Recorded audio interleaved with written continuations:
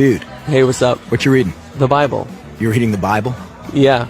Dude, why are you reading the Bible? For class? No, I just... Okay, so you're just reading the Bible. You're just sitting here in a coffee shop in the 21st century using state-of-the-art technology to read ancient myths for no reason whatsoever. Well... Tell me something. Are you one of those super religious people who thinks Jesus actually rose from the dead? Well, I do believe that. Do you also believe in the Easter Bunny, Santa Claus, unicorns, Bigfoot? Ever been abducted by aliens? And do you buy into all those other ancient myths about dying and rising gods invented by primitive nomadic tribes back in the Bronze Age? No. Okay, so what's the difference between Jesus rising from the dead and all those other fairy tales? Here's the difference. My belief in the resurrection of Jesus is rational. It's based on historical facts. Facts? What facts? Well, first, Jesus died by crucifixion. Whoa, hold on. We don't even know if Jesus existed. Why should I believe your facts? Well, because the 5 facts I'm going to give you are backed by so much historical evidence that most professional critical scholars who study the subject accept them as true. That includes skeptical atheist scholars. Okay, so Jesus was a guy who actually existed and then got himself killed. So what? That's the first fact. Second, his disciples were convinced that he rose from the dead and appeared to them. Third, Paul, a sworn enemy of the early Christians, suddenly became a Christian. Fourth, Jesus' skeptical brother James also became a Christian. And fifth, the tomb where they put Jesus' body was empty. And those are well-established historical facts. Right, but you can't just leave it there. These facts demand an explanation. Otherwise, you've got a big hole in human history. Okay, here's an explanation. They all lied. It was a conspiracy, the most monumental prank ever perpetrated. His followers stole his corpse from the tomb and then started telling everybody he was alive. That's the conspiracy theory.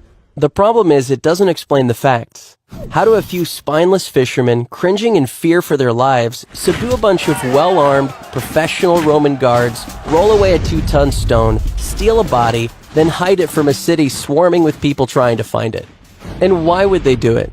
The disciples had absolutely nothing to gain by lying about Jesus' resurrection. In fact, they were persecuted, and we have good historical evidence that 5 of them were martyred because of their claim that Jesus rose from the dead.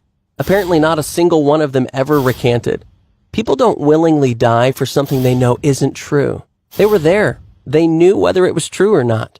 All right, another theory. The disciples thought they saw Jesus alive after he died, but it was just wishful thinking. They were stressed and just kind of hallucinating. The hallucination theory also lacks explanatory power. 500 witnesses saw Jesus at the same time, and the disciples touched him. Psychologists have shown that hallucinations don't work like that, nor does this explain the empty tomb. Okay, look, maybe there's some other explanation, but the bottom line is dead people stay dead. Rising from the dead would be a supernatural event, a miracle, and science has proven that miracles don't happen. Oh, really? When did that happen? I don't know. I just kind of heard it somewhere.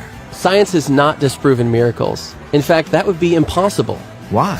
Science deals exclusively with natural phenomena, physical matter and material processes, right? Yeah. But a miracle, by definition, is not a natural phenomenon. It's supernatural. So a supernatural event would lie outside the boundaries of science. It's logically impossible for science to throw out any hypothesis that lies outside its boundaries. why have I never heard this stuff before? I don't know. Maybe because it's scary? Scary? Yeah. As long as Jesus rising from the dead is just a fairy tale, like Santa Claus and unicorns, it doesn't threaten my little world. But if it's a fact, if he actually did rise from the dead, that's huge. It's a total game changer. And that's why it's so hard to think about it objectively. Whoa. Yeah. Big whoa.